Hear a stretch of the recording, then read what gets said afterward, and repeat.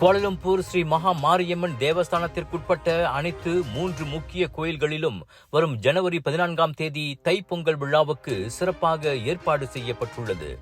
Kuala Lumpur Sri மகா மாரியம்மன் கோயில், கோட்டுமலை ஸ்ரீ கணேசர் கோயில், பத்துமலை திருத்தலத்தில் உள்ள ஸ்ரீ சுப்பிரமணிய சுவாமி கோயில் ஆகியவையே அம்மூன்று கோயில்களாகும். தை முதல் நாளான அன்றைய தினம் காலை 9:30 மணிக்கு 3 கோயில்களிலும் பொங்கல் பானை வைக்கப்படும் என ஸ்ரீ மகா மாரியம்மன் கோவில் தேவஸ்தான தலைவரும் அறங்காவலருமான தான் ஸ்ரீ ஆர் நடராஜா கூறினார்.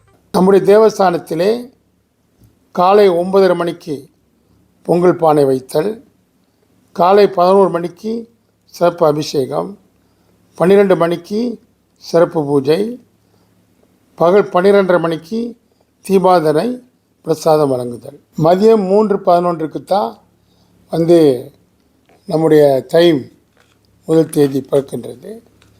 ஆனால் ஒவ்வொரு வீட்டிலும் சூரிய பொங்கல் வைப்பார்கள். அதுக்கு வீடுகளில் சூரிய பொங்கல் நேரத்தை பொறுத்து வீடுகளில் பொங்கல் வைக்க உகந்த நேரம் காலை மணி 7:30 மேல் 10 மணி வரை, மாலை 9:30 மேல் 6:30 மணி வரை. இந்த நேரத்தில் நீங்கள் சற்று பார்த்துக்கிட்டு அதுக்கு தகுந்தாப்புல நீங்கள் உங்களுடைய பொங்கல் வீட்டிலே பொங்கல் வைத்து இந்த பொங்கல் விழாவை நீங்கள் சிறப்பாக செய்யலாம். மற்றொரு சிறப்பு அம்சமாக ஜனவரி 19ஆம் தேதி பத்துமலை வளாகத்தில் தேசிய பொங்கல் விழா கொண்டாடப்பட உள்ளது. இந்திய கலாச்சார மைய திறப்பு மற்றும் பொங்கல் விழா என இரு பெரும் விழாவாக அது ஏற்பாடு செய்யப்பட்டுள்ளது.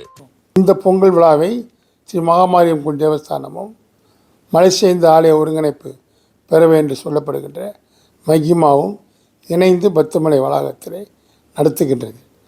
அங்கு பொங்கல் பானை வைக்கப்படும். மதியம் 3 மணிக்கு மேல் நாட்டில் இருக்கக்கூடிய பல மகிமாவிலே பதிந்திருக்கின்ற ஆலயங்கள் அவர்கள் பங்கு பெறுவார்கள்.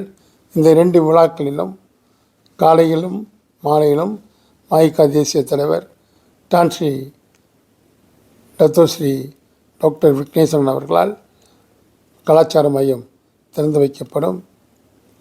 என்னுடைய தலைமையில் அதே நேரத்தில் பிற்பகலிலே நடைபெறுகின்ற பொங்கல் விழாவிலும் தான் ஸ்ரீ விக்னேஸ்வரன் அவர்களும் மாயிகா தேசிய துணைத் தலைவர் டத்தோஸ்ரீ எம் சரவணன் அவர்களும் இந்த இரு பெரும் விழாக்களிலே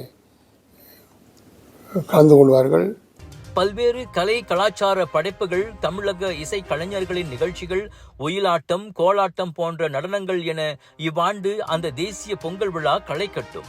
எனவே பக்தர்கள் இதில் திரளாக பங்கேற்று விழாவை சிறப்பிக்க வேண்டும் என தான் ஸ்ரீ நடராஜா கேட்டுக்கொண்டார்.